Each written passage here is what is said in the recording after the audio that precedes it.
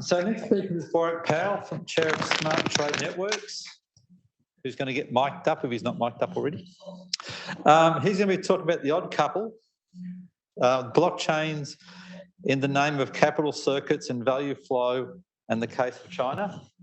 So Warwick is an adjunct professor at the School of Design, Queensland University of Technology. He is also founding chair of Smart Trade Networks, a blockchain applications research, development and commercialisation company. He's the author of China, Trust and Digital Supply Chains, Dynamics of a Zero Trust World by Taylor and Francis 2022. So thank you very much and looking forward to your presentation. Yep, there you go. Look at that magic, green lights and everything. Look, it's great to be back here on the Gold Coast, and it's good to see so many people still engaged in what is both a technology space, but also a socio-economic, cultural environment as well.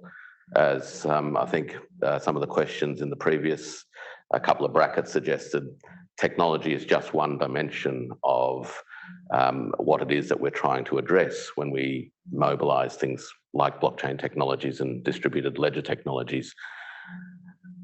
I've actually got the privilege of delivering two papers today, and it was slightly accidental, but in some ways they are two bookends, if you will. The first one that I'll walk through with you really was an attempt by me to answer what I thought was a paradox, address a question concerning why it is that blockchains became such a big thing in China, and particularly embraced by government and institutions and large corporations and smaller corporations, despite the fact that blockchain's origins, one would think, would be anything but amenable to a Chinese polity. That was one. And in answering that question, and I'll go through that with you this morning, I came to work through in a very practical case study exactly why it was important that we had these sorts of information technologies that would overcome some of the challenges that the Chinese regulators and policymakers were seeking to address. And that's going to be what I'll talk about in the afternoon. So this morning is really much more conceptual. It's much more contextual in terms of how China approached this problem, or framed a set of problems that it saw as being amenable to blockchain technologies as a solution. And then in the afternoon, I'll talk you through the consequences of an application case. I don't know how many of you remember, but I think it was in the 1960s, there was this TV series called The Odd Couple, and it was about two divorcees who ended up living together. And one was a very clean, fastidious guy, and the other one was a slob. And in many ways, when I thought about this question of blockchain and the Chinese regulatory environment, I kept having these visions of the odd couple. When blockchains first hit the scene, if you will, in the early 2010s or thereabouts, it had a range of properties, if you will, and a range of claims that I think were very attractive to people from particularly a libertarian kind of disposition, both economically and politically. And it was because it delivered permissionless participation, anonymity of transactions, and it also ensured data integrity without the idea of a centralized, trusted third party. So what was great about it was that we could all stick it to the man. Right, that's what it was all about, and that's kind of the messy bit of the odd couple. China, on the other hand, was hardly an organisational state that was interested in enabling people to stick it to the man. That just wasn't going to happen, and yet blockchain technologies progressively became a pretty dynamic space in the Chinese environment. And I'll walk through with you, firstly, a little bit of that potted history, if you will, and then eventually explain one of the reasons why blockchain technologies became part and parcel of the Chinese public policy apparatus in relation to digitalization of the economy and ultimately transforming the foundations of economic processes within China as it seeks to move into another phase of economic development.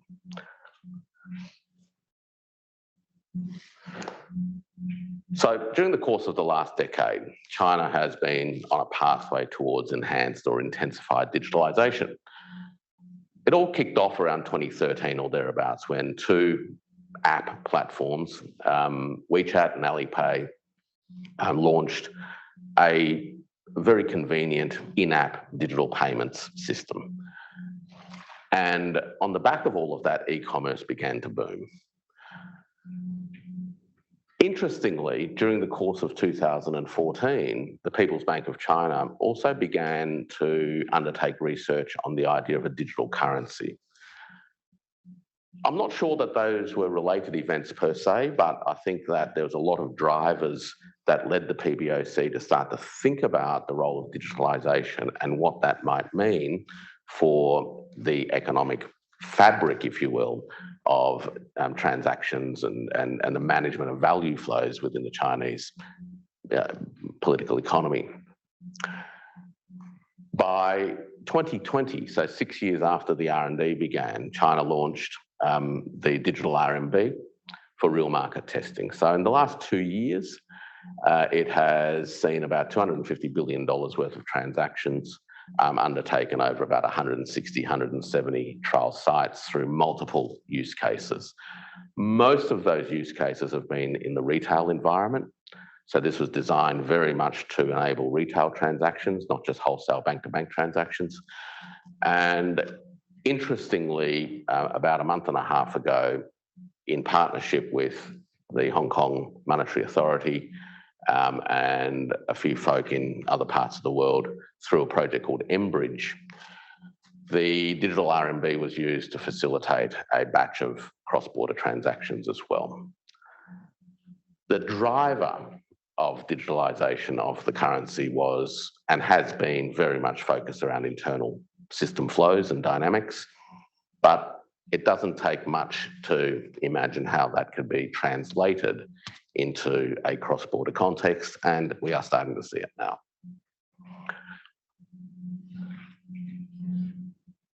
Now, against that backdrop, blockchain in China also experienced the ebbs and flows, or the highs and the lows, that blockchains globally did as well. And between 2015 and 2016, blockchains in China, particularly of the earlier variants, permissionless networks and those sorts of things, really hit their straps. There was an incredible amount of public enthusiasm as technology developers and entrepreneurs leapt onto the blockchain bandwagon. And in many respects, China went through the halcyon days of the 2016, 2017 crypto boom. Come late 2017, early 2018, that all started to change. The regulatory authorities started to clamp down and started to express views, albeit at that point in time unclear, about the status of digital currencies, whether they were legal or not, what was or wasn't considered legal. And by middle of 2018, along with the rest of the globe, actually, the steam was extracted from the marketplace. And you would have thought that that would have been a massive kick in the guts for blockchain developments in China. On the contrary, what we saw after that was actually a significant boost in ongoing investment in R&D, both from venture capital firms and finance providers and investors, as well as from state-driven institutions. So much so that China spends or invests somewhere in the region of $500 million a year, at least, on research and development associated with blockchain technologies and distributed ledgers. Interestingly, as an aside, in the last 12 months, China has also embraced the metaverse. And we're starting to see application cases of the metaverse in training and educational contexts. So in very particular use cases, metaverses are already starting to roll out in China, not just as virtual real estate and all those sorts of things, but in very much as a tool to deliver experiential training when people can't actually be in particular places. So this idea of digitalisation is deeply embedded now into the sort of cultural fabric, if you will, of the Chinese body politic. China now leads the number of blockchain patent applications globally. So there's the idea, I guess, of this information is to give you a sense that there's a real critical mass. But it is blockchain with Chinese characteristics. Over the last 3 years, we've got some clarity now. And it's not absolutely clear, but we've got evolving clarity around where digital assets stand and where digital currencies stand. So digital assets tracked on blockchains are actually legal. It's legal to own a cryptocurrency. Bitcoin, ETH, and any other cryptocurrency is actually not illegal to own. And we know this because there have been a number of court cases dealing with divorce settlements where cryptocurrencies have been part and parcel of the asset base of the disputing parties, and they had to be resolved by the courts. And the courts have made it clear that, in fact, it is entirely legal to own these things. Nothing wrong with that. Except that you can't trade them on exchanges. So trading is not legal. And doing it on behalf of others and enlisting others to do it on behalf of you is not legal either. Underpinning that is that speculation of cryptocurrencies is not legal. Now, this all happened, of course, not just against the backdrop of the boom and the bust of 2017, where there were many, many fraudulent projects that took a lot of money away from people. But between 2014 and 2017 in China, we also saw the boom of the peer-to-peer lending marketplace through digital platforms, which ended in significant debacles, right, where fraud and loss of money and theft mounted to close to the billions. So there was a lot of concern around letting loose the world of digitalisation and the world of capital in a peer-to-peer unregulated context. Of course, at the same time, we had the emergence and the thriving of a shadow banking industry as well. So there was a context, again, where public policy officials were concerned around the extent of fraud, the extent of theft, and the extent of speculation, where ordinary people were being exploited by some pretty clever people, either from a technology point of view or from a marketing point of view, or just generally from a shyster kind of point of view. The last one is going to be the most interesting one as time goes by, and that is that exchanging cryptocurrencies in functions that emulate the use of those cryptocurrencies as if they were fiat currency is illegal. But you can nonetheless exchange them and pass them to people for things. So when does the use of a cryptocurrency as a medium of exchange begin to look like the use of cryptocurrency as fiat currency, as a medium of payments? We don't know. But there will be a threshold question here that is both qualitative and, I suspect, quantitative. It's fine in moderation, but if it becomes widespread and is being used generally speaking, then that won't be acceptable. So that's the evolving legal context. So blockchains with Chinese characteristics is actually very different from the blockchains that we all were drawn in by a decade ago or more now. Blockchains with Chinese characteristics are typically permissioned. They're typically not anonymous. So the participants in the ecosystems are KYC'd in effect. Their identities are confirmed.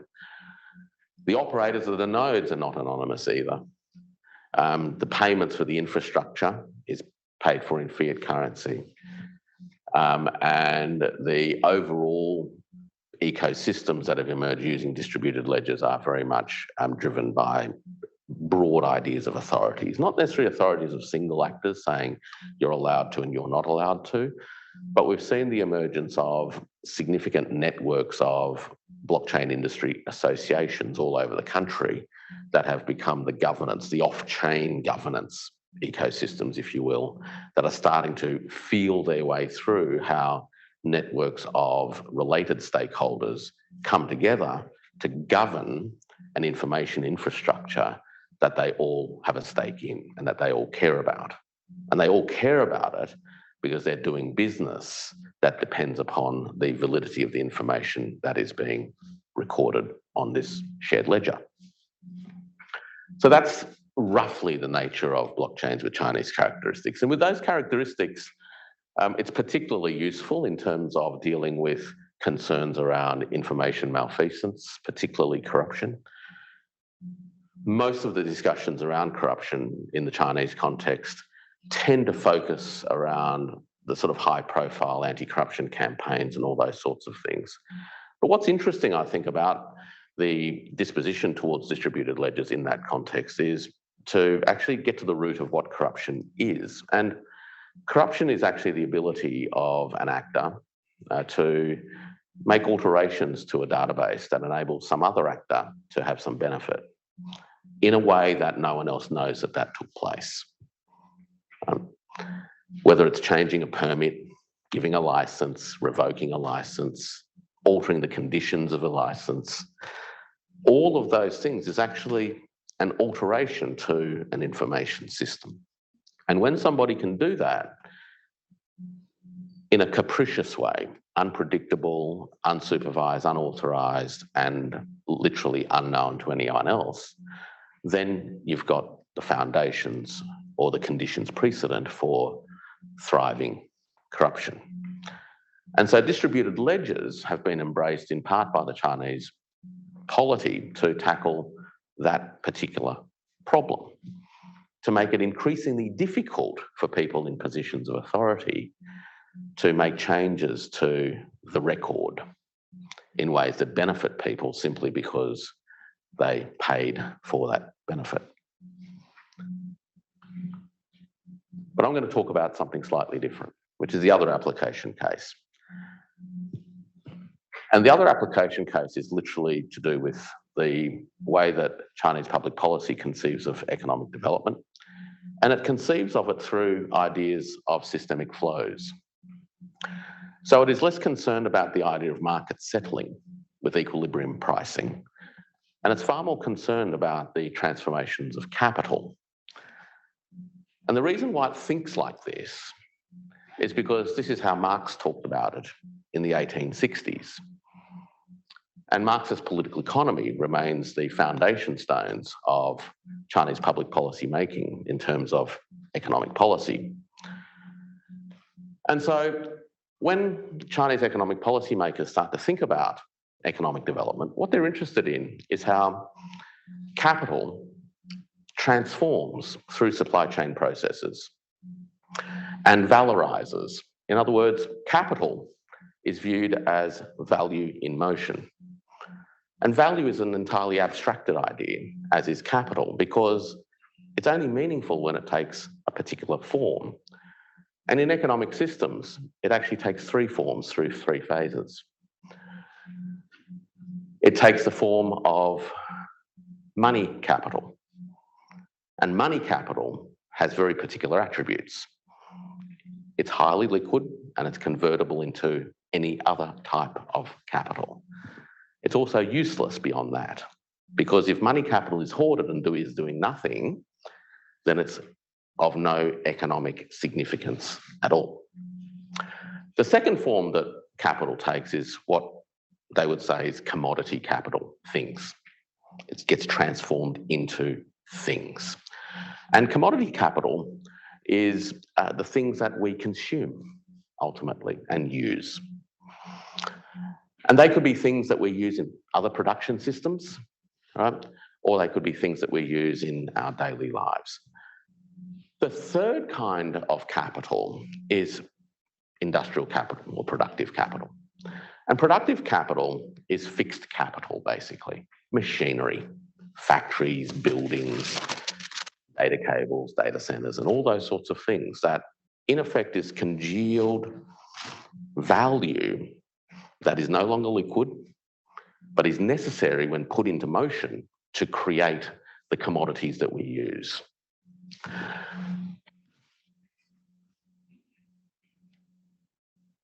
There are three main circuits. So I'm going to walk you through a little bit of how the Chinese public policy regime thinks about this. And you'll get, at the end of this, hopefully, a sense of why distributed ledgers is actually vitally important for how Chinese economic development thinkers are approaching the economic development objectives of China in the current stage. So the first circuit is actually the circuit of money, where we take money capital, and at the end of the circuit, we end up with more money capital. And that's the one that most of us relate to, right? We take money, we purchase some intermediate goods, we pay for some infrastructure, we purchase the means of production, energy, the use of machinery, labour force. And in my way of thinking, you'd also purchase information and data to make all of that work. And we do stuff with it. We pop out a thing at the end, a product. And when that product sells, the money returns. Okay, so that's your first circuit. The second circuit's a production circuit where we're producing things. So we're basically churning the materials, if you will, or the resources through a production function so that we end up at the end of this, obviously, with our machinery back, so to speak, and ready to be used again. Now, this is a continual flowing process, and all three of these circuits are actually continually happening, and they're happening through time and space, okay? So just bear that in mind.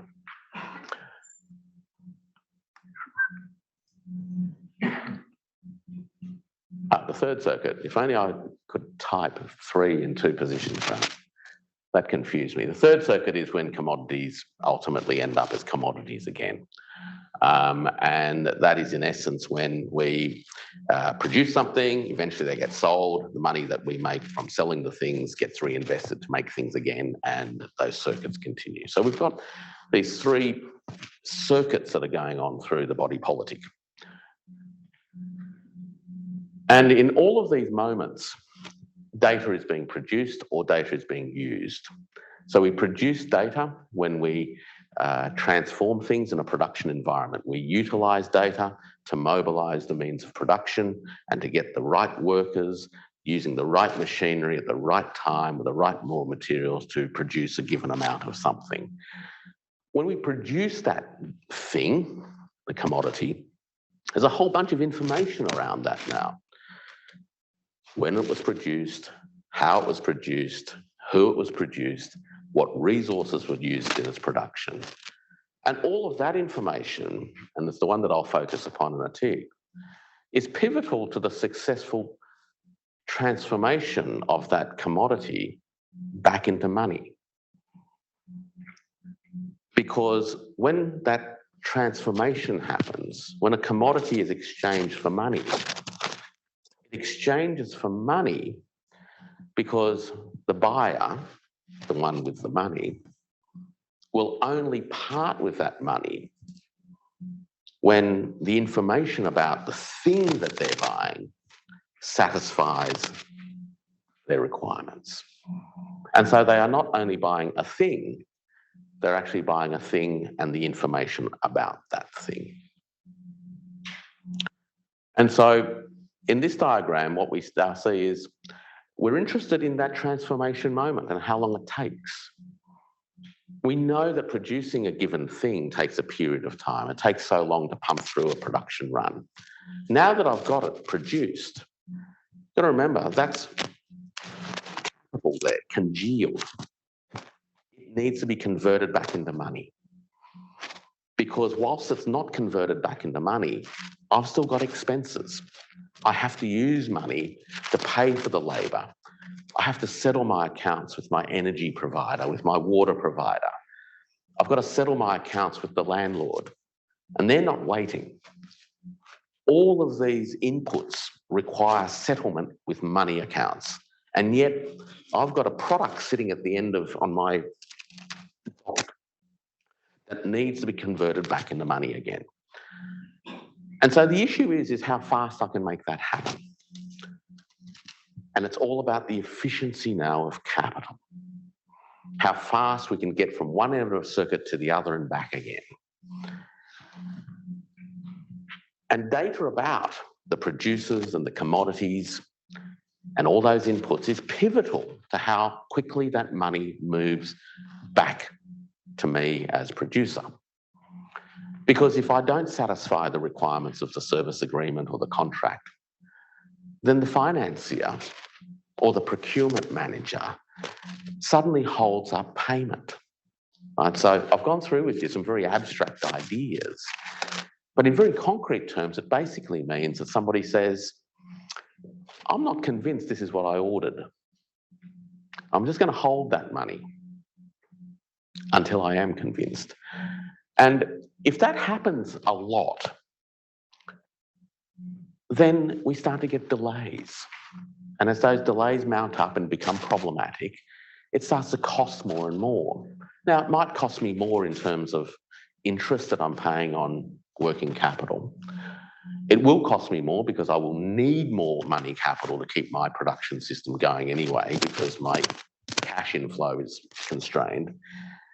But the risk, the big risk, is when that system comes to a grinding halt, when there is a production crisis caused by illiquidity, that I don't have sufficient liquid resources to pay for the things that come through my production system. So the shorter the duration of the money-to-money transformation circuit, the lesser the amount of money capital I actually need to have in the system for a given volume of production, and the less capital I have in the system and the less capital sitting still in this system, the more efficient capital becomes. And that ultimately is the underpinning driver for Chinese public policy in relation to blockchain technologies, because what we're trying to do is tackle two things. One is to tackle the problem of information symmetry or asymmetry. So you've got the buyer and the seller knowing different amounts of things from each other. And when they don't know the same amount as each other, it's a condition precedent for delays in the metamorphosis cycle. But the second thing is that we're also trying to tackle, and this is the time question, the temporal issue, the issue of information synchrony. Right? We might all end up knowing the same thing, but if it took me 6 months to know the same thing as you did, well, that's a 6-month delay that none of us could afford. So we've got to tackle these two issues together, synchrony and symmetry, in a credible way. And so distributed ledgers are being mobilized, or distributed ledgers with Chinese characteristics is being mobilized fundamentally to tackle those two issues in supply chain contexts.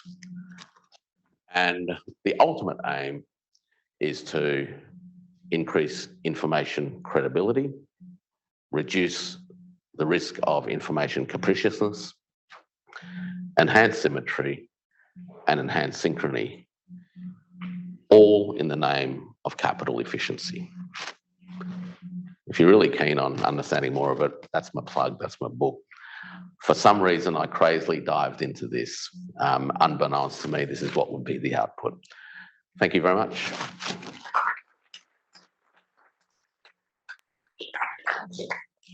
Thank you very much. Any questions? David. Good morning, Warwick. How are you? I'm well. Long time no see. I can't wait for us to have the closing panel at the end of the day, because I think you've said some very important things about how we conceive of blockchain technology going into the future. The question I have for you is, when I read your paper, the thing that just leapt out at me was this difference in the way that we conceive of money in the societies. And having been brought up as an engineer in a Western liberal democracy, the first physics class that I took, we related potential energy and kinetic energy, and you could trade off the two, right? Mm. And it seems to be a very good analogy between money at rest and money in motion. Yep. And I've got $100 sitting, on my dresser, and it's been there since COVID started. And I understand that the current dead currency, unused currency in the Australian system is like $4 billion. It's just sitting there, right? Now it's potential money, because I could go off and buy a coffee with it today or decide to spend it. But I'm so out of a habit of using cash, I just haven't. And that's true for a lot of other people, which is why we have this dead pool of unused funds. Similarly, on blockchains, we have a lot of cryptocurrencies that are used for arbitrage or investment or what have you. There's a lot of hodling going on, and it's potential, but it's unclear to the degree to which it could be spent. And so if potential money is not seen that way in the Chinese system, how do they view dead currency, right? Is it negated, or is it discounted, or is it not seen, not conceived of? How does that work? It's inefficient, because money, value in potential, money hoarded, is not being put to use like any other form of capital. So you've got to remember, money is one form of capital. It has particular properties that the others don't have. But as a form of capital, it only contributes to the processes of ongoing valorization when it's in motion. So it must enter circuits of production, and otherwise it's never valorizable, either by converting into commodity through consumption, converting into investment, into fixed capital for productive purposes. So do I have it right that it's simultaneously inefficient, and inefficiency is a thing to be avoided? Correct. Yeah. The other interesting thing, I think, is this idea of where does this go in terms of how we even think of money, right? And if money is understood really as one particular manifestation of a value flow system, and it is just one of three manifestations, then our obsessions with money and its relationship to value, I think, needs to change. Because if this system, in a sense, describes the idea of value in motion, and money just happens to be the most liquid form of that value, and at times only value in potentia, then an efficient system with better information, et cetera, actually needs a hell of a lot less money to make the system work, because we're actually interested ultimately in use values being converted, right? So I think that this will open up a way in which we can rethink how monetary economies actually work and coordinate, because in some ways, a lot of this is less about coordination through pricing, though pricing does come into this. It's also about coordination through non-price information. Thank you. I'm curious whether you're going to write a book around the Australian journey down the CBDC through the lens of this and do some comparative analysis. What are your hopes for the CBDC in Australia, given the fact that we're now starting to move into use cases? Do you think that this type of philosophy or political philosophy has any element or any discussion point? I don't know enough about the Australian CBDC stuff to sort of speak specifically about it. I haven't focused a lot on it at all. I think that the way, again, we think about monetary economies is something that is open for discussion. And in many regards, these discussions wouldn't be happening had it not been for Satoshi Nakamoto's paper, right, in the West so many years ago, Or perhaps it wouldn't have happened had we not had the big Western financial crisis of 2008. What I haven't touched on here is actually a relation between two other types of capitals, if you will. This supply chain, in a sense, is the real economy at work, what Chinese would often call the real economy. But I did touch on the idea that we need credit, right? So you've got to borrow to plug the time gaps when your inflows aren't coming in quick enough. And the question is the extent to which those borrowings, that idea of credit, gets a life of its own. Right, so this goes to your savings question. So what happens to savings that are sitting still? Well, they enter a different sphere of circulation. And that different sphere of circulation we call fictitious capital. And there are two thinkers who talked a lot about fictitious capital, actually, in the canons of political economy. Von Hayek, right, the Austrian, and Marx, the German. And you'd think that they'd have both very different views about fictitious capital given their political stripe. Von Hayek's view was that fictitious capital is bad, period. Bad. And you see that percolating its way through the blockchain space, which talks about the idea that there's real money and all those sorts of things, and the hostility that people have towards new monetary theory, right? Which is we can just make as much money as we want, and everything will be okay. That's the Hayek view of the world.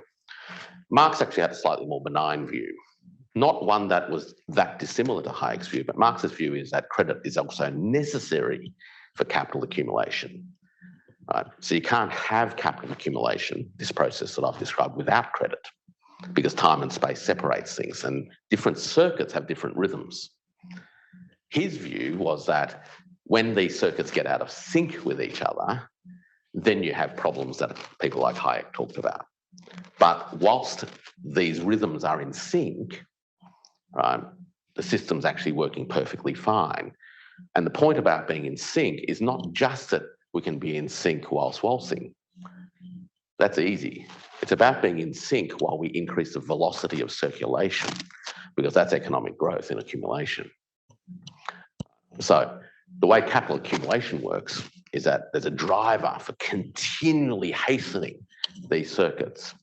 And the problem as we keep making these circuits work faster is that the money circuits and the fictitious capital circuits, the digitalized circuits, can do it like that. But that 3D printer circuit can only do it like this, right? And when you've got these different rhythms at work in a value system, you've got to have ways of mediating it and trying to not get totally out of balance, because when we get out of balance, we have events like the financial crisis. There we go. Well, there's one more, and then. Well, thank you very much. They can hunt me down at morning tea.